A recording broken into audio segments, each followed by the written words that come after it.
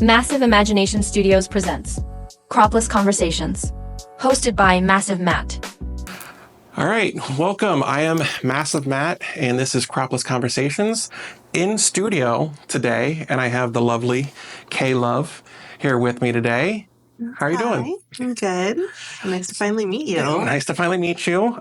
We just got done doing a photo shoot together, so she got to finally work with me and see what it's like, to be in our studio and stuff like that. So I figured we'd use our set here to kind of showcase a little corner of it. We didn't shoot in today, but, it's still nice to see. Yeah, it's a gorgeous corner. We'll definitely have to shoot in it eventually. Eventually. I mean, the green just works with so many different sets. Yeah, for sure. But, welcome back. This is our second episode with K-Love here. I would like to know just a little bit about, your experience, on the other side of the camera, what you're bringing to the table, the stories you have and your experience. Because I know last week I was working with a model that does mostly, just boudoir and a little bit of nude with her husband and things like that. I know you have a lot more experience and a lot more avenues, so tell us a little bit about yourself. Yeah, so I started kind of more so in the OnlyFans type world about 3 years ago, but before that I also started in boudoir modeling kind of around the Pacific Northwest with different photographers, just working with different creatives and just kind of getting the feel for things. I kind of started in a route of like body positivity kind of world and posting like fashion stuff on Instagram. But that kind of quickly shifted into more of like adult content creation. But I've just always been a very sensual person. I've just always been a very open person. So it was just a very natural transition. So I do mainly like video work on my OnlyFans now. I do some photos and just to have some variety and just have fun with it still. I still love that side of the camera too, but I do love the videos, and I do a lot of like group stuff with friends or like just solo things as well or with partners. So just kind of a little bit of everything. I've kind of been able to explore a lot of different avenues over the last few years. It's been fun. How did you say the transition went from, first doing a little bit of boudoir into what enticed you, or how did you get pulled into the world of OnlyFans? Yeah. Which so many people have, so no shame. Well, I guess it kind of started as I started to grow a little bit of a following off of the boudoir and kind of body positivity side of it. But I guess I was mainly at first trying to reach more of a female audience. But I mean, as the internet works in mysterious ways, you boys are thirsty. The boys will find you. The boys will find you. Yeah. So I guess my transition was really, I just kept getting offers of people wanting to buy photos and wanting to buy more of my sets and more of my photography and stuff. So it was just kind of a natural transition, really, of just slowly selling them to a few like closer friends or people who were trying to talk to me or slide in my DMs and stuff. And then I did eventually start the OnlyFans and start advertising. I think that was kind of mainly when I had my Snapchat, which is now deleted. But that was kind of where I first kind of grew popularity, was my Snapchat. And people.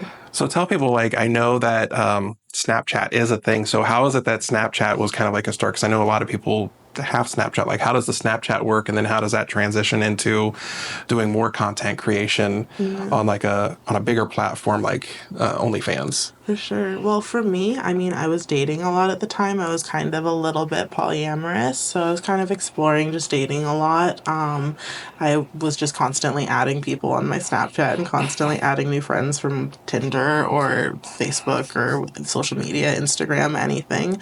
So I guess I just kind of built up quite a few people that had been interested in me over the years or currently. So that's kind of how the Snapchat thing kind of integrated into the whole OnlyFans world, was just kind of having different connections and just being kind of a social person and just always talking to different people and making new friends. You never know who's gonna support you in the future.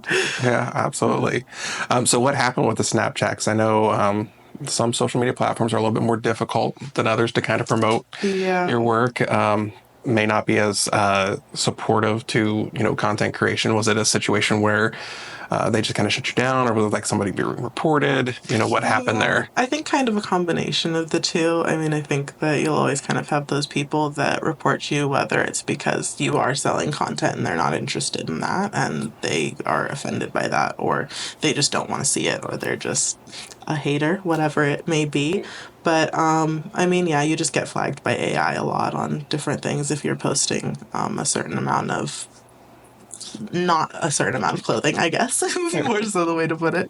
So, yeah, I just got flagged pretty easily a few times, but that was the account that I had had forever. So that was kind of where I had had a lot of my growth. I think now Instagram's probably like one of my bigger platforms, but I kind of everywhere. You'll find me everywhere. So just thinking of like social media, because I know that that's kind of like an avenue that we use, right, to connect with our audience. Me just trying to share my art, or trying to find clients that like my art and want to work with me, or see it and like, oh yeah, I can work with him, like you.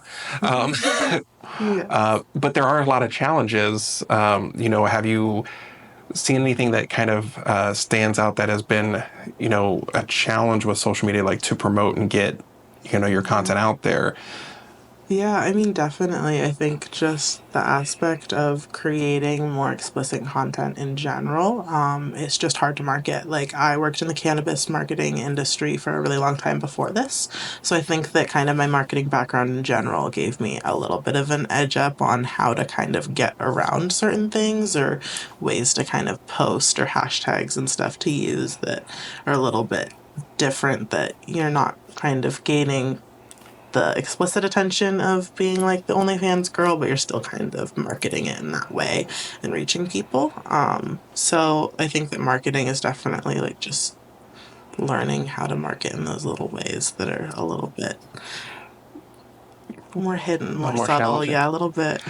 I've noticed just personally, just on more recent posts, because Instagram is like my main platform, and I don't know what has changed, but Instagram really does not like booty. Yeah, and no, and for and sure. booty, I mean, that's part of the word boudoir. Like, Yeah. people really love the booty shots, and it's just something that really people want to accent. Yeah. Especially if that's like one of your key features. And almost anything lately that I put on there that is more of a ass-centric type of shoot, Absolutely. or photo, it always ends up getting flagged Well, or and taken yeah, down. it's so hard because like it's also then that's usually what does popular on Instagram is the irony, because it's like if you post anything that isn't that, it usually isn't gonna do very well. But the few things that I do post that are a little bit riskier, they tend to do pretty well while they're up, and then they'll eventually get flagged. And then you have to take it down. Yeah, for sure. That's why I haven't been posting that much recently. Like people are always like, "Where are you?" And I'm like, "Where I could post." Yeah. Like. So besides the Instagram, and obviously Snapchat's not an option now, like where do people find, to connect with you? Obviously, besides your OnlyFans, like where's like the social medias that, you can post to, and Yeah. people can, interact and find you more? Yeah, my favorite, like not safe for work, more so socials where you are kind of able to post everything would be like Twitter, X, or whatever you want to call it now, and then Reddit. Love Reddit. I made a little Reddit group myself of like curvy content creators and stuff to kind of help and have a place to post. But there's also just so many great groups on Reddit and so many people. It's a nice avenue where you're kind of able to. Also, places like FetLife. FetLife was a huge one for me when I first started as well. I think that that's where a lot of people that had kind of integrated from my Snapchat were from, was kind of from like places like FetLife that I posted on.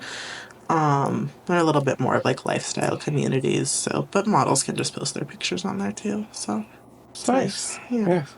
So it sounds like you're building a community too, and I love the fact, again, because last week's guest I had someone else was on about body positivity, and I always enforce and push shooting body positivity. So what kind of community and what is it that you're promoting with your avenue of work around body positivity, and advice for those that are even interested in doing the kind of work that you do?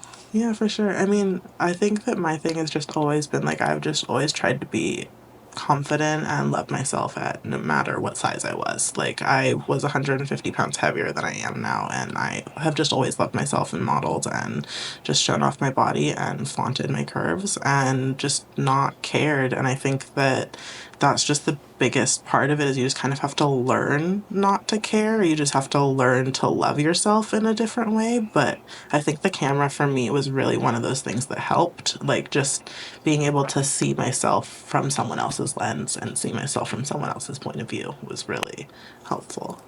Nice. And I know you've done most of that here in the Pacific Northwest. So how did you, kind of first start, who you would be shooting with or working with, to shoot like the boudoir, and then, going into other things, are you doing more, self shooting, or do you mix it in with a little bit of like some professional and a little bit of, solo? Like how is your content kind of being created now? Yeah, so I mean, I do have a photography background as well, but I haven't really ever stepped into taking my own photos, really, honestly. Like, it sounds so stupid, and I definitely should, and it's something that I would love to, like, work on, but I don't know, I've just always loved working with other photographers and creatives and being able to do that avenue. But yeah, I have a lot of different things that I guess I've tried to do in the past, like different like content events and things like that have really helped. What kind of events have you gone and done? Like, I guess, like, when I first got started, one of the things that really helped my career was an event that I did in Miami. So basically, there's kind of like content houses and stuff that you can pay to be a part of and pay to go to. So basically, what you're paying for is like the room and then like food or whatever, and the photography and videography, and just like being able to collaborate with a bunch of other creators.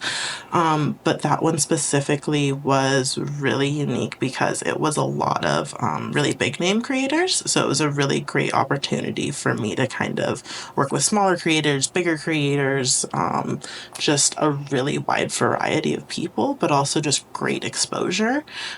Because obviously, when you are working with creators that have such large followings, like, you're gaining a lot of fans and subscribers and stuff from that. So it does make it worth like paying to go do things like that, which is great. It's just a really great way to kind of earn new business and work with new people and make new connections, network. Did you find any challenge with going to these, this content creator house and having like, bigger name creators? Were they pretty open, to working with you or collabing, or did you have to kind of work your way in, or what kind of Yeah. challenges and things that you have? No, definitely. I think that it's really individual on the event that I've gone to or the people that I've worked with. I've had mainly amazing experiences. Like, I have had very, very few negative experiences in my time. And I think that I'm very lucky to be able to say that. But I think that it did make me realize that there's just so much like negative stigma around a certain type of girl and a certain aesthetic of girl, because like even I was really scared going into those environments and being treated a certain way for being smaller or whatever, but it really wasn't ever like that. I had a few instances like that, but I think that they were honestly mainly from photographers. It wasn't ever from a model. It was usually like if I felt uncomfortable, it was because I felt like a photographer at the house didn't want to shoot me because they wanted to shoot like the models with the BBL and a tummy tuck or something like that instead. You know what I mean? So like, if I had Yeah. any negative experiences or ever felt negative, it wasn't ever from a model or anything. So it's Have you had, any stories or things that you could share, with the audience that were some of like those negative experience, or, you don't have to call anybody out, but like, things that, you picked up on and you noticed, and things that, others could kind of look out for and be aware of, that happens in the industry. yeah, and I think it really goes back to being able to have that confidence in yourself. Like, I think that really like what I had to learn was no matter what environment I'm in, I just had to know that I'm in that room for a reason and love myself and take my pictures and get my content and do what I need to do. And it's work at the end of the day. I mean, at least it always has been to me. I know that some people do it more for fun or more for a creative avenue. But a lot of girls, you can tell people are there for work, and people aren't really there for the bullshit or the social aspect and stuff. Everyone's there to get their pictures or their video or whatever they want. So The content. yeah, the content what you're there for, the important part. You're there for the content. Yeah. Got to get new people in. For sure. What do you have any like stand out that are like some really great experiences or people that you've met that, you still, connect with and, have that kind of like communication still with? Yeah, definitely. Someone who's been really huge to me and really special to me is Shayna. She goes by Shady Shayna Ray on Instagram. I think that's her current one. But she has like 1.5 million on her like her main page, and she has a few other pages that have almost 1 million followers as well. And she had first contacted me when I think I had like 1,000 or 2,000 followers like on my Instagram. Like I was tiny. Yeah. But she contacted me about doing an orgy video and doing a collaboration. And when that didn't end up working out, I ended up doing her Miami Content House. So that's who had hosted that event. But she's remained a really close friend and a really great person in the industry who I've trusted. And I've met a bunch of other really fantastic people through her, like Sophia Viviana. She's another wonderful friend. There's a lot of really good girls in Seattle that are great to work with. Yeah. So they're in Seattle as well. Yeah. Because I know it seems like there's such a broad network. Yeah. For people, sure. it's really hard to say because it seems like there's also a lot of people in like LA or Florida seems to be another big hub. It seems like they like the warm weather. Yeah, definitely. Yeah, LA was like one of the first places that I did a photo shoot outside of Washington. So yeah. They have great studios in LA. I'm just saying. I went to a gorgeous one. I was shooting with his name is Rat Majesty. I don't know if you've seen him on Instagram. I've seen his stuff pop up on Instagram, but I've never met him. I don't know. I think we shot in like 2020 or something, but it was fun. It was really, we went to a really cool studio. Little technical difficulty. We are back in. Looks like our audio is recording. Okay. So the question was, shoot, I was talking. Tell me. I think I was talking about, shit. What was I talking about? I don't remember. So we're just going to change. Yeah. Go into it. But she was admiring our studio with our nice light over here, the ostrich feather, and our little It's gorgeous. Hawaiian-themed boho room type of thing. But yeah, so I think we were talking a little bit about like, the creators and the events that you've gone to and met. You were telling me about you had went to LA and you had shot with Rat Majesty. Oh, yeah. I think. There were some cool studios there. Yeah, definitely. In LA. Yeah. Have you gone and traveled to any other locations to shoot, or have you been invited to go to other locations and shoot, or do you spend most of your time here in the Pacific Northwest and like the Seattle area? I definitely spend most of my time here, but I love to travel. Like, I went to Mexico for a month last year. I went to Thailand for 2 months last year. Like, I love to travel. So I'm always kind of traveling for events and stuff. The last event that I did was in Nashville. That was another content house. It was similar, but it was great. We did I think we did over 30 scenes or something like that. Like, it was a lot of shooting, a lot of filming, very constant. So how many people usually are showing up to like these events and houses, or is it dependent on like with these events, it seems like first off, Nashville, obviously. I can understand LA or some of these other places, but Nashville. So, like, are they pretty consistent, like, with, like, the size and, like, the number of people that get there? Or is it just, like, dependent on each event? Yeah, it kind of depends on the event because it kind of depends on who hosts it and the Airbnb and everything like that. The Airbnb is always a hassle, always an issue. The Miami event, we showed up and like immediately we were kicked out just because we had camera equipment and half the girls had BBLs, and they just were like, absolutely not. That's going to be way too much of a hassle, way too much of a party. So the actual location is usually the biggest hassle of it, is finding somewhere that's going to allow that many people and allow that kind of work to happen. And a lot of places have cameras and stuff now. So it kind of... I mean, I know that, like, the thing is, like, even on the photography side of things, you know, I'm always looking for places to shoot to. Like, I love that I have my studio here. We have some, you know, 4, you know, unique sets.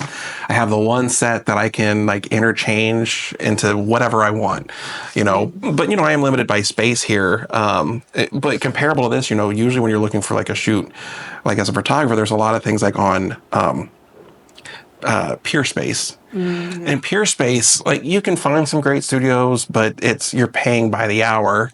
Yeah. It's like renting out a sleazy hotel. Like, it's you get an hour, and a lot of them, like, even here in the Seattle area, not too many of them are like. There's some good studios, but there's a lot more regular standard studios that you're not getting anything like unique out of it, and they're still $100 an hour. Yeah, at that or point, more. You might as well just get an Airbnb, because yeah, a lot of them are, like, really expensive. And I don't like to rush any kind of shoot. Like, you just shot with me. Did I rush anything? No. So it's super easy. I like to take my time. I like for, you know, those that I'm working with to get comfortable, also to, like, find, you know, their groove, and, you know, find where their comfort is. And I like to, you know, I talk about all the time, like, I got ADHD and my brain's, like, running 1,000 miles a minute. You know, I can sit there and look at something and all of a sudden, like, oh, get an idea. Like, what happened today? Like, I was just like, I got petals. Yeah, sure. Let's do some flower petals in this shoot and make a mess. Which, of course, if you're in, like, a Peerspace, you have to make a mess, and then you have to clean it up. Yeah, you still have that hour to clean it up. And that hour is, like, a hard hour. And some of these Peerspace studios, because they're a studio, they do have cameras, and they do have some rules. Some of them are, like, no nudity. You know, some of them do allow it, but I do find it a little awkward, you know, to be known that you're in a studio space, like, that you're renting out for a set shoot, and they could be watching you. No, for sure. You know, me and my roommate, we went to LA for a studio shoot. We were doing, like, some pinup and stuff. Again, great set, but, like, whoever the owner was had multiple cameras and was, like, watching. Yeah. And the only reason we know that they were watching is because, like, they interrupted a couple times during our shoot, just because, like, she's trying to, you know, get comfortable, and, like, the lady had 2 pages of, like, rules. I was a photographer. I didn't book the studio. This was something that she had set up, and I'm like, all right, we're going to do this. So I didn't know in advance, like, what was yes or no.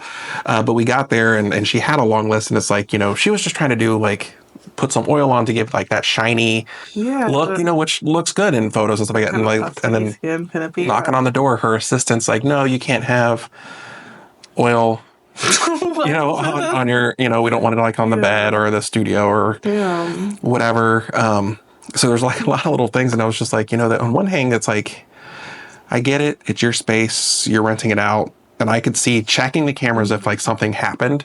Yeah, like afterwards. See, oh, there's 5 people there, and there's only supposed to be 2 booked. Like, yeah, but I mean, she has someone there coming in, but it was like, so you're watching us, and, like, but your studio does allow nude, and I know this was owned by a female, whatever, but it's still like you're watching it's still us work. creepy and weird. Yeah, and I was like, you know, I don't know, and I know that in my studio I have cameras and stuff, like, set up too, but, like, again, I never check them.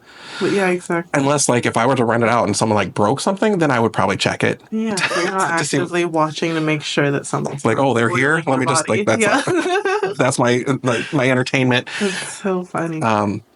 So it's crazy, but that's where, you know, the Airbnbs come into play. But, like, again, you really have to read the fine print on some Airbnbs, because I found, like, they are a lot nicer to shoot in for, like, an extended period of time, because, you know, check-ins, well, they don't give you a ton of time. Sometimes you're checking in at, like, 3 or 4, and you have to check out, like, 10 or 11. So sometimes you might want to do an extra day. But there's some unique studio places that are Airbnbs that you can rent out. but sometimes you have to read the fine print because it looks nice. They got these great pictures, and you find out like, oh, you're underneath Yeah. the people that live there. Oh my gosh, yeah. Like the last photo shoot and kind of like, well, we were supposed to do a lot more. We were supposed to do like a whole girls' night sleepover thing. But we rented this gorgeous Airbnb and it was supposed to be like a 2-bedroom, 1 bath. Like no big deal. It's not huge, but like it should be enough space for us. And the photos were way bigger than the actual space. It ended up being like this little basement. It was like the ceilings were super low and like there's 2 of us girls are 5'11". Like so it was horrible, but it was still cute. I mean, we still got some cute photos and stuff, but it was definitely one of those moments. You definitely have to read the fine print. We just not that long ago, I was shooting in Oregon, and the house looks super cute. Like again, the pictures, like zoomed out, it looked decent. It said it was a tiny home, but like I'm like, okay, well it's tiny home, but it looks like there's room. Literally, it was tiny. Yeah. I mean, I'm 6'2", not a thinny mini. So there was only so much space to get in there. It was like a small little corner that's a kitchen. Here's a little place to sit. 1 bathroom, and then upstairs was where the bed was, and it was like you couldn't like go up the stairs and stand up. Like it was literally crawling up and over the stairs and like shooting from the stairs, probably. Oh, like I literally was like in the corner, and it was hot too. It was summertime, so it was like 90-some degrees. So I'm just like. Yeah, no sweating. AC probably. There was 1 AC, but it was upstairs. Oh, of course, yeah. So, like, yeah, when it was like, when we weren't shooting her out, like, yeah, we were up in that little space. Little like, crawl space, yeah. Crawl space, keeping the air blasting. It was cute. We got some good photos, but it was, like, definitely a challenge. Yeah. You know, because I think, like, anything that you're shooting content or photos, like, you can do it in a small space. Yeah, totally. But it can definitely be challenging, especially if you're trying to, like, express a lot of different angles or ideas, and it's just like I'm kind of limited. I can shoot from here or here. Yeah, like here angles or or here. lenses too, or something. Or it's like I constantly have to switch lenses. Yeah, that's where on some of that stuff I find it's definitely better to have like a lens that you can kind of zoom in and out, but you also don't want to fall. Onto people. So just to kind of think, since we were talking about photography and all these different things, and the fact that you did, get to come and shoot with me. So what was it like coming in and working with a new photographer today, before doing the podcast today? What was it like coming to work with Massive Matt in Main Floor Studios here in Everett, Washington? Yeah, it was super comfortable. I mean, you never know what to expect working with someone new, but I have known multiple people who shot with you, and we've talked a little bit online, and we've meant to shoot a few times, so I think that I definitely had a little bit of an idea that it was going to be semi-comfortable, or at least not too bad. Yeah. But it was really comfortable. It was great. Like, you helped a lot with posing and stuff, which I always appreciate. Just your eye, like when you found the little shimmers and stuff in the pink set and kind of the Playboy set. That was a fun shot, and we were just kind of able to experiment and get creative and find some different things. So. I'm always down to try new things and play with the different areas. Well, that's good to know that other people that have worked with me. So you've gotten good reviews. I've got good reviews. Word of mouth definitely comes into play. Because again, I was talking about before, is there can be red flags, and sometimes there may not be red flags, but as a woman in the industry, you have to be a little bit more protective. Yeah. You have to know like what you're going into. So I mean, we can use me as an example. So like, what were some of the ways that you like vetted or like looked into like, okay, I'm gonna like potentially work with this guy. How did you like find out like if that was a good idea, a bad idea? Like, what things were you looking for to kind of like gauge, working with somebody new? Yeah, for sure. Well, I mean, safety is always really important. So I feel like as I was saying, like I had friends who had worked with you before. So having like some type of reference of a model that a photographer has worked with, like even I've had photographers even suggest that I reach out to models that they've worked with. So like that always makes me feel really comfortable when a photographer like even suggests or tells me to do something like that, or tells me a few models that I could. or just scrolling through their page and finding a few people that they've worked with and just kind of being like, hey, saw you've worked with this person before, kind of thing.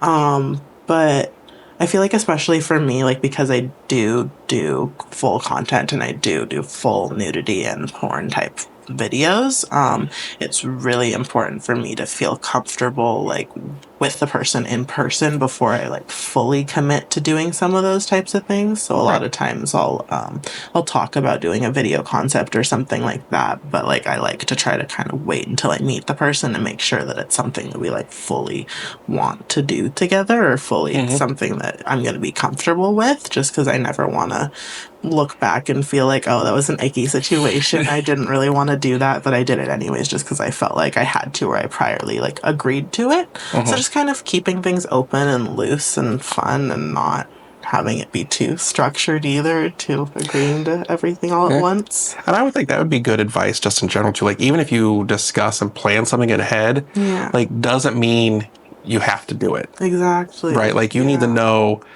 your boundaries and your comfort and stuff like that. And, like, if you did get here and you felt the ick or you weren't comfortable, like, I wouldn't expect you to do, well, and things that sometimes you're not it's just, comfortable sometimes with. different personalities, you just don't get along in certain ways with different people. Like, I feel like sometimes you're just not comfortable in certain ways, but most of the male photographers that I've met and that I've worked with have been pretty vetted, so I've been very comfortable around them just because they're very professional about things. Like, you from the beginning just made me feel super comfortable, and you were super professional, and just a nice guy all around. So, like, it Thank you. wasn't ever weird. It wasn't ever any type of hesitation, because I don't know, you just get certain energy from people too, I guess. I'm a very energetic person, and I like to see how things go. So Yeah, I believe that you can definitely. I think I said it before, and it's just something I do believe in. Is like, you have to trust your gut, yeah, for sure. because I mean, even on, like, the flip side, like, you wouldn't think so, but there's been situations even as a photographer that I've worked with someone, and I did have that uncomfortable feeling or that, like, ick feeling, and I didn't heed to it, because I was early on and I was trying to build my portfolio and I'm trying to work with multiple people, and someone, like, definitely made me feel uncomfortable. And we still did some good stuff, but, like, afterwards, like, that's where things like drama can come into play, or things like, 100%. really push further than what you wanted to do. And it's like, and it can go both ways. Like, granted, I know I'm at a much lower risk of, harm or, like, anything like that. I mean, I'm, the guy with the camera and, behind the scenes and the professional, but, like, you can still be taken advantage of, or you can still be put in a position where you're just like, I'm not comfortable. And you really need to know, like, to say up front, like, okay, I'm not cool with this. Or, the big thing I've learned too is just, like, getting those, like, model release forms and getting, like,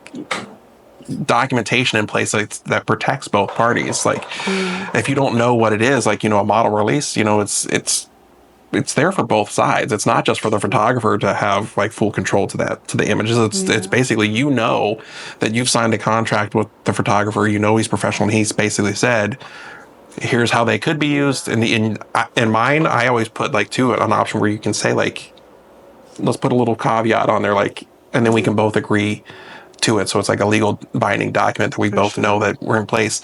But if you don't have that, like, you could come back later and be like, I never signed that. You can't use my stuff. No, definitely. Well, and yeah, going back to what you were saying about, like, the comfortability, just, like, even on your end of it and stuff, like, something that I learned really early on that I guess I hadn't really fully realized, just being more new to the scene and stuff, was things like, making sure that your photographer feels comfortable constantly as well. Like, I had a situation where someone had communicated with me after a shoot that they were uncomfortable with something that had happened. I had a male friend drop me off, and then they had, like, kind of stayed, like, lingered and watched the shoot, and I had kind of, like, not really I didn't know what to say to them, but they weren't really supposed to like have watched. And then like the photographer didn't really say anything to me at the time, but then they felt uncomfortable or like it was kind of a voyeuristic thing afterwards, which was never, of course, how I had meant it at all. It was just me being like, oh, they dropped me off, and Yeah. oh, I guess he hasn't really left yet. But I felt like because I was the one that was nude, I didn't think anything weird of it. I was like, I'm the one that's naked, so what does it matter? But I didn't realize that that was something that could make a photographer uncomfortable, and I was really glad that they had communicated after the fact that they were uncomfortable with that or something. I mean, I'd wished that they had communicated at the time so that we could have taken care of it at the time. But yeah, it's just like little things like that you don't realize until they happen or you hear about them. Yeah. And I just think that, I mean, normally I don't mind if other people are there, I'm comfortable with it, but I guess I can see how like some people might throw them off their game. But communication, I think, is the biggest thing. Yeah, Like, exactly. I think the benefit for us is like we've been chatting before coming out, to the shoot today. Like we knew a little bit of an idea of like concept of what we are going to do.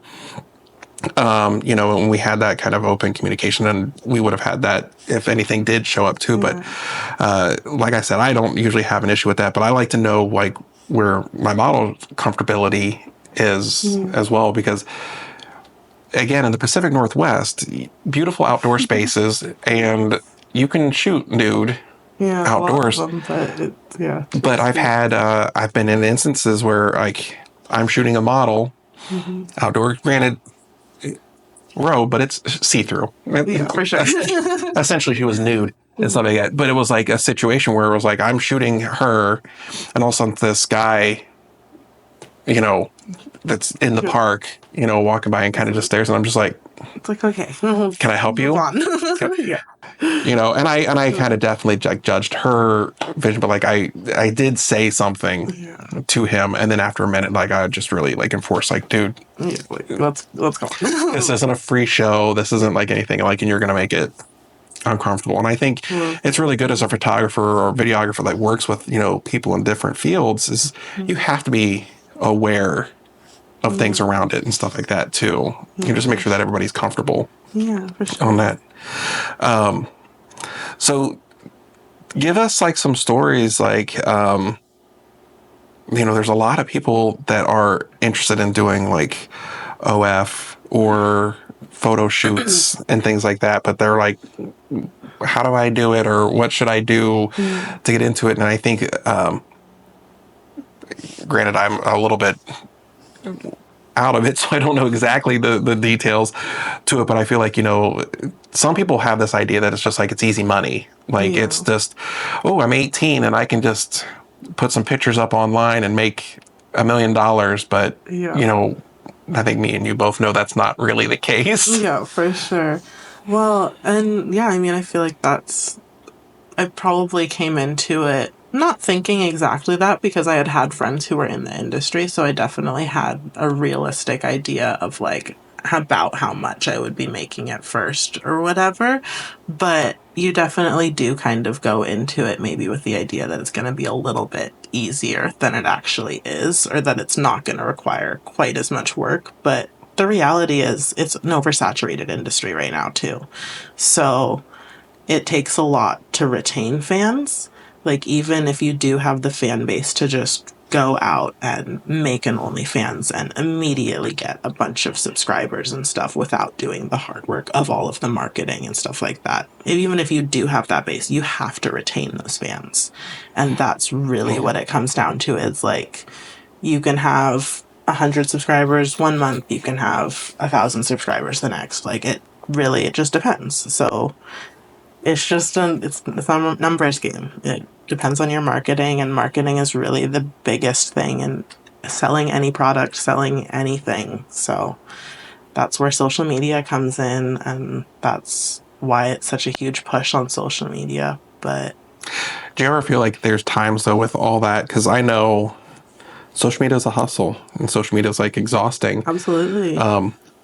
Do you feel times that there's just like you need to take a break from it, or do you have things in place that kind of like help with that? Because I mean, it can also not just be exhausting, but emotionally and just even on your mental health can be a lot, taxing. Yeah. Well, and yeah, I don't think that people like fully realize that you're talking to people constantly. You're having really in-depth conversations, really personal like connections with people a lot of times, and on larger levels when you are having more of a fan base.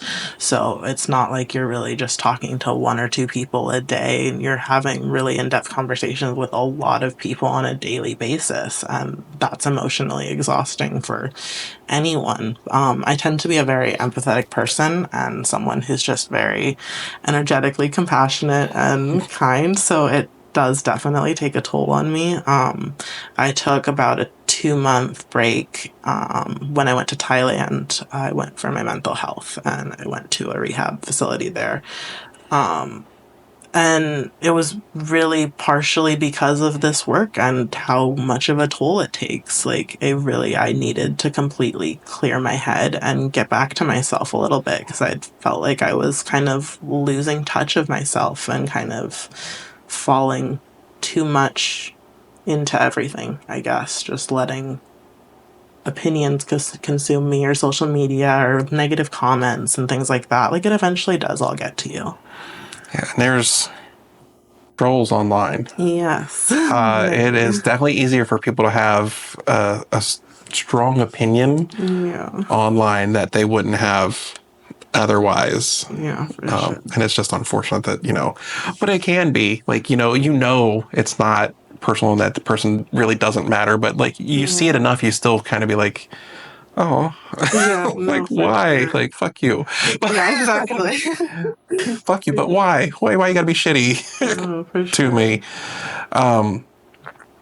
So, wow, that was a long time in Thailand. But what other struggles, like, what do you feel like you learned from that? And like, what are the things that you really like love? Because you went to that and you came back and got back into the work. So, what did you kind of learn from that experience? And what are things in the work that you do that you're like, I like what I'm doing and this is something that I can do, versus just giving up and walking away. Exactly. Well, and I think that it made me realize that a lot of the things that were draining me were part of the reasons why I got into this work was like I do love people and I do love connecting with people and so I guess just kind of keeping that balance of also just making more time for myself and just doing more things for myself and not just taking care of everyone else all the time is just a really huge thing. But also just having more of a schedule. Like you can get so sucked into like the constant replies or constantly needing to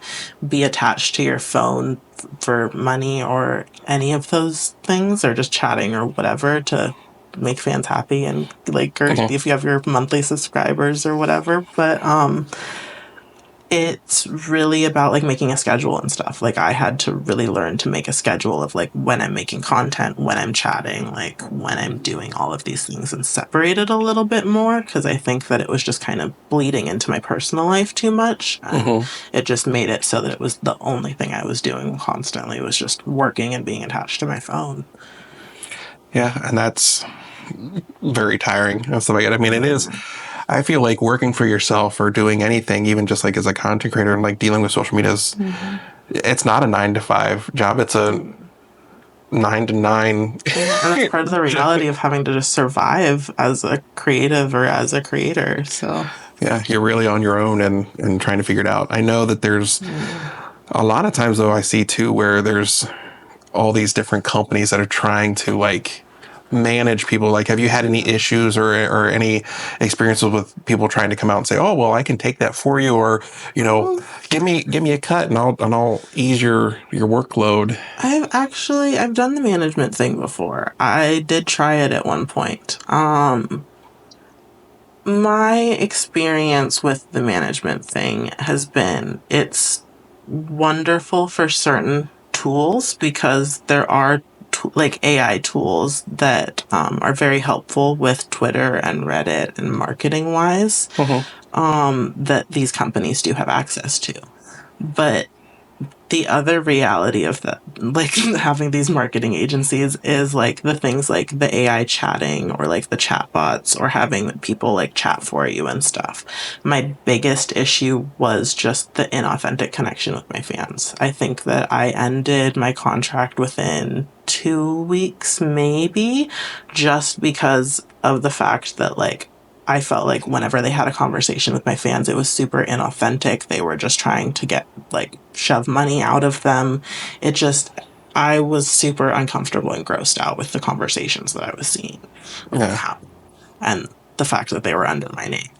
So, like, I don't know. It definitely helped. I won't lie about that at all. It definitely helped to have people chatting on your thing 24/7. Like, guys love that. They ate it up. They thought I was so attentive constantly. Like, I haven't ever talked to them like that because I don't have the time to do that anymore. I don't want to do that. But do you feel like that's almost kind of like a catch-22 because it's setting an unrealistic, expectation? Because, if people think that, 100%. they sign up and they're just like getting content, like, or just conversation repeatedly, but it's not you, like, even if it's still working and getting you the money, but like, it's just, then if you take that back over and you're like, well, I can't respond in 2 minutes every time. Like it might be a day, 100%. Well, that kind of but it's a was real my conversation experience. versus, Yeah. you know, Well, it was really funny. Like, in the very, very beginning, I did have a few regulars who I was very honest with that, like, there was going to be chatting on my, like, free profile, but, like, I would be on my, like, VIP profile. So you'd still get to talk to me on my VIP if you were paying. But, like, on the free one, I had the chatters or whatever. I actually had a few regulars talk to the chatters after knowing that they were talking to the chatters. They chose to talk to the chatters and pay money to the chatters and stuff over talking to me wow. because they responded faster. Like, I need attention now. So, I don't care who it's coming from. yeah. So, I don't know. That really just kind of blew my mind of like, That's crazy. on one side, yeah, I am being totally authentic. But on the other side, do they really even care? Like, I guess it depends on the audience, but I mean, I also know for myself, and I don't know if you are, but I kind of consider myself a little bit of a people pleaser. yeah, 100%. Me too. Which is Definitely. a challenge, like when you're a creative and you're in like any part of this industry and stuff like that. It's really hard to be a people pleaser Definitely. and keep like yourself and also all the work because it's like, again, I want to make everyone happy. Yeah. And I don't know how it would even portray into like the content creator, but like as a photographer, like I struggle a lot of times with, just like imposter syndrome. Like I'm always just thinking like, am I even, good at what I do? Like, why would people even want to work with me? And it's just a challenge. And I don't know if it comes like that on the other side of the lens, but like I know on the one side of the lens, it's like, mental health and anxiety, depression, all those things kind of like are a part of our everyday life and things that we have to deal with and work through. But then you add in a whole another layer as a creator. It's like, I want to create, I want to do things for people. And it's both my art and things I enjoy doing, but I also like working with people. Like you're not going to find me with my camera out in the woods. I'm not taking pictures of birds or flowers or anything like that. Like I like to work with people and, again, 90 plus, I don't know, it's really like almost 100%, but 99% of my clientele is female, and I like working with women. I grew up in a house of women, I'm comfortable with women. But I'll shoot families and people too. Like I just like working with people because it's more of an interaction. I feel like it's a lot more of an experience, not just an art of taking something that looks right. It's an experience. Like, and it's a collaboration. Like, I'm talking to you and I'm like showing you how to pose, or I'm like asking you like, what do you like, or what are you comfortable with, or it's creating an experience and an environment that we create together. Yeah, most definitely.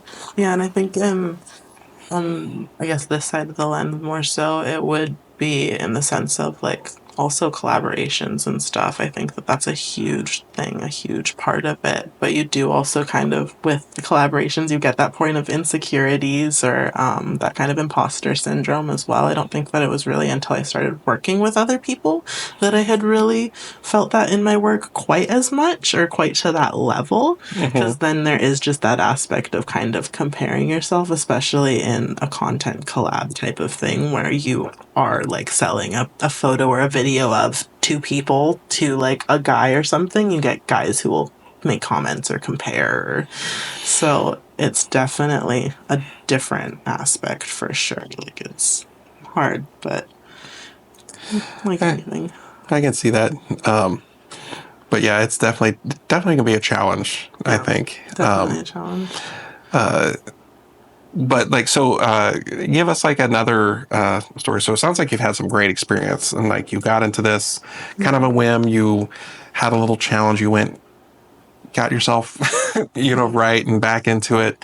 What are you like your next steps, or like what are things that are kind of driving you now? Like what do you want to, and what do you even like want to say that you're doing, down the road? Yeah, definitely. I mean, I think consistency is really something that I want to work on this next year. Like, I have done a lot of things in the last few years, but none of them really consistently. So I just know that my work and my career could just grow so much more from just that little bit of consistency, whether that's on posting on platforms or being consistent with my fan base. So those are definitely huge for me. But with that is just kind of growth. I just really want to put myself into a position of growth in the next year or so where I'm growing in subscribers and followers and all of those things. I want to kind of go into more of a position of doing kind of more safe for work stuff as well. I have done obviously all of the nude and all of that world, but I'm really bad at making just like safe for work everyday content and letting people in on my life, and that's something that I really have found just challenging, just letting people into the other side, not the K-Love, just the more me. So that's definitely coming. I want to do a lot more like lifestyle type content and stuff. I Yeah, it kind of depends. Photography has been something that I found myself getting back into in the last few months. So I've had some wonderful friends who have been letting me shoot them and kind of get a feel for it again. But I would love to start creating content on a more regular basis for other people as well. Yeah, there's lots of little plans, lots of little projects. Lots of stuff coming in 2025. Yes, lots coming for sure. Well, we always have the opportunity to look at like, there's always another year. There's always, and with anything that you have is like, there's always, you learn something, right? I mean, and you should at least, I would hope that, as you're going through things, I would say that I'm definitely a much, better today in like planning and my ideas of what to expect and to do now than when I first started. Oh, for sure. And it was just a challenge even just coming out here because like I said, I'm from the Midwest. I moved from Ohio, Bible Belt, Yeah. take all the coffee stands, replace them with churches. That's kind of like where I grew up. And then if there wasn't like a strip mall, that was like a field with cows and corn type of thing. Yeah. And then coming out to the Pacific Northwest, and it's just like such a, beautiful place out here. But it was also, I didn't know anybody really. I had one friend, but he's married and on the other side of the world, and he's, on the other side of the water and doing his own thing. So it was like, I'm here by myself, but it was like, I also had that strong itch. Like I want to create, like I sold all my photography equipment, all the things that I used to do back in Ohio where I did photography before, because pandemic happened, everything was gone. And I came out here and was like, no, I want it. Like I want to do it because I saw the opportunity because I saw there were so many creatives, there's content creators, all that kind of stuff, and I was like, I could see that really could create something out here and kind of work on a brand, and that's where I came up with Massive Imagination. It's a name that I've loved forever, Yeah, I love it. but I try to come up with that. So Sorry. No problem. What would you say, to anybody that's listening to this, if they're a fan, let's start with that. Like, if you have a fan, like, what is something you would like them to know, like, to kind of bring them in and give a shout out to yourself? Like, why should they be following you? What is the great thing for K-Love and Um, to look for? well, I think an easy subscription always will solve all of those questions. But I just love connecting with my fans. I just love connecting with people. Like, that's just my biggest thing. Like, I just will always be a genuine person and a genuine friend to anyone who subscribes, anyone who messages me, anyone who needs it. I just know that that can be so rare in this world to find just good people these days who just are willing to just connect and have a good time and just forget about life for a little bit and just explore, Yeah. get out of your head. It's a dangerous place to be, is in your head. Yeah, exactly. So I just like to create a space that people can feel comfortable and safe to explore their kinks, explore their desires, talk, have a conversation, Don't hide behind it. get away. Yeah, exactly. Be open and comfortable in your own skin Yeah, or whatever. Yeah. for sure. So, and again, just like, I'm just trying to think of just like ways that, there are so many new people and younger people that are interested in this work, if you could give them like two things to kind of like watch out for, but like, also a couple things of like advice and things to, to kind of counterbalance like the good side and the bad side. And you have to kind of figure out like where you fit and that, but like, what would you advise? I guess like one of my biggest pieces of advices would probably be just to not lose yourself in it all, just to be able to take that time for yourself from the beginning so that you don't get so burnt out of it all and just kind of Are there any have kind of like boundaries. flags or anything that you noticed like that were kind of letting you know that you were losing yourself? Yeah, I guess just kind of just the fact that it was so constant for me. Like, it was just, I woke up constantly thinking about work. I went to bed constantly thinking about work. Like, every second of the day I was thinking about work. There wasn't really a pause for me. So just now now I'm just be able to, I guess, take those pauses for myself and just be more comfortable with it and just comfortable with my time and just not so scheduled and not so strict. But yeah, just kind of knowing yourself and knowing where you're kind of getting off track or when you're getting off track and just kind of being able to check in with yourself and be honest with yourself as well. Do you feel like you have a good support system too that kind of help with that? Yeah, definitely. I've had an on and off partner the last 3 years who's been really, really supportive of everything that I've done and just always been a friend no matter what. So that's been really great. My mom is one of the biggest people in my life. She really encouraged me to start doing this work is one of the reasons why I even started my OnlyFans was because she had watched the OnlyFans documentary and been like, why don't you do that? Because she knew, like, of all my boudoir photos and things like that. It was just kind of a natural thing. And I have friends who do OnlyFans, so she knew them and she loves them and had never thought anything weird of it. But she's just always been super supportive. Doing content creation and making OnlyFans does not change you as a person. No, it doesn't at all. The exact same person. Like, yeah, it's just funny, all the stigmas that people have. My mom's just never been like that. She's just always been super open-minded and super loving and caring for any and everyone. So, And that's good that you have like that support and that it's funny that, it kind of came from her because like most people think like they did it and like, oh, I can't let my parents know. But then here your mom's like, why don't you go do this? no, for sure. And it's like even the things that I've thought that like my mom wouldn't want me to do or she wouldn't be okay with and stuff, like they haven't been any big deal at all. Or like I've talked to her about like my friends doing certain things and she's been like, why don't you do that? Like, why don't you do that too? Like, oh, you're not doing that? And I'm like, what do you mean? Like, that's not a normal thing for a mother to say. That's funny though. Yeah. Yeah. So, but it's good. It's nice to have for sure. And I'm very fortunate to have it. I know that a lot of people don't. So, Yeah. That's a good thing for you yeah, on that. for sure. Do you think that could be like a challenge for like others? Like, is that Most maybe like the definitely. biggest hang up is the fact that like they don't necessarily have that support system? Yeah, I think for a lot of people, that can be really huge. Like, yeah, I have friends who their parents have no idea what they do, or they have lied and say they were a lash tech or whatever. I've heard so many stories. Mine's is always an It's esthetician like, or right, well, 'cause they make a good amount of money at like a decent, right? You know, it kind of makes sense.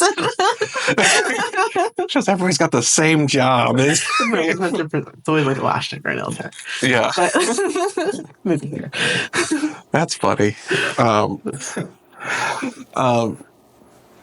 yeah, I mean, I would just like to say, like, I think, the word from this, and I appreciate you coming on and giving like a different avenue because, again, like, I'm a photographer and, on the other side of the lens. So it's always nice to have a conversation with someone that's like on the opposite side because it's good to know, like, one, what stories you have. Experience that you have, with others that, you might come across and just thinking again, if this audience, I'm hoping that it reaches out to both others in the community because I would love to have more people on Yeah, and for to connect with because everybody's got a different conversation and thing to share, but also just for the people that are interested. And like, I think it's a great, platform here that I'm working on is to connect you with like your fans and stuff like that. Cause I'm hoping that they'll listen in and, probably wanting to get a little more of what the K-Love story is and what it's like. But also there's people that, are interested in doing the work or they have started to do the work and they're just like, I don't know what I'm doing. Like I'm just starting out and like I'm not comfortable or I don't know where to put myself in the role. Or there's the stigma, concern of like, can I tell my parents, do my friends know what I'm doing? Like, and I think you have to kind of be comfortable and know what you're going to do because you have to, at the end of the day, it's what you're doing. Right. And if you're not comfortable and you do okay at first, you're not going to last. Yeah, most definitely. And it's like, and if you like it, you don't want to lose yourself in it just to create content and make a little bit of money, but then you're losing yourself or it's just you burn yourself out and you're just like, this isn't for me. Exactly. And you start for a little bit and then you're just out. But, now you did it for a short period of time and it's out there in the world. Because like I've said, like last time, like once it's online or once you're doing the work, unfortunately it's there. Yeah. Even if you shut it down, like someone probably out there knows or has. Yeah, there's some way how to get it. Somewhere, somehow, someone's going to deep dive into your Reddit or something and find it. But, I really appreciate because, again, like I said, I'm trying to invite in, as a photographer, I'm definitely models, content creators, sex workers, strippers, bikini baristas, porn stars, cosplayers, because like I'm a nerd and I love everything. Like I go to conventions and stuff like that with my roommate. And I love the art and I love photography and I love the human form and I love body positivity. And I see it in all these avenues, and all of these avenues, I think also have a little bit of crossover.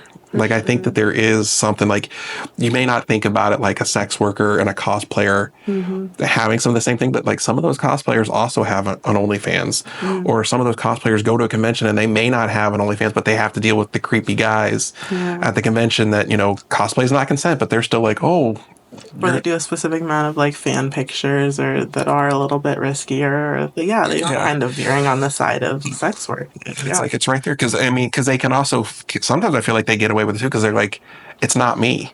Exactly, it's this character. Like this sexy character is that sexy character, and I'm just embodying them, and they disassociate themselves with it. But and that's where you get some of the risque photos and stuff like that from that world. But either way, I think there's like a crossover, and all of you guys have a story to tell and advice to give and things like that.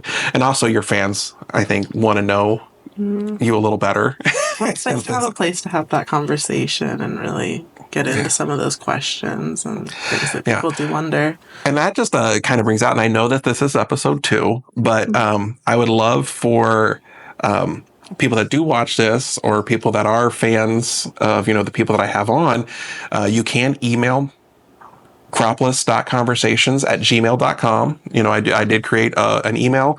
So I would love to hear, listener stories, listener questions, listener request even. You got those three things that you can do. Like, let me know who you would love to have on an episode. What questions should I be asking these people?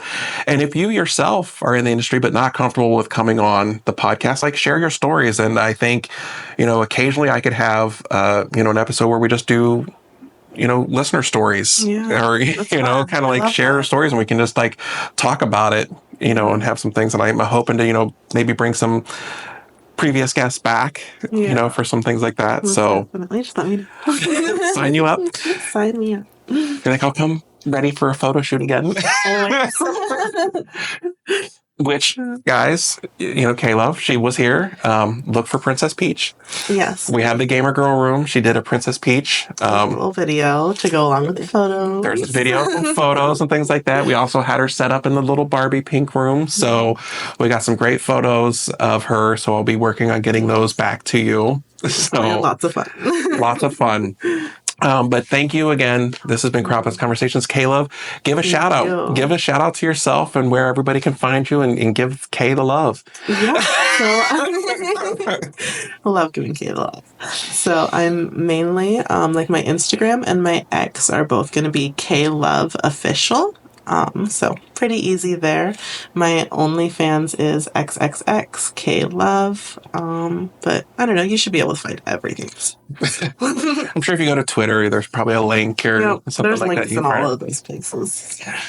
But yeah, thank you so much for coming. Thank you so much for having me. This was so much fun. Thank you. I'm glad. Hopefully you come back. And this has been Cropless Conversations. Thank you guys, and check us out again. YouTube, Cropless Conversations. You can find us on Spotify. My Twitter is @Dubsman.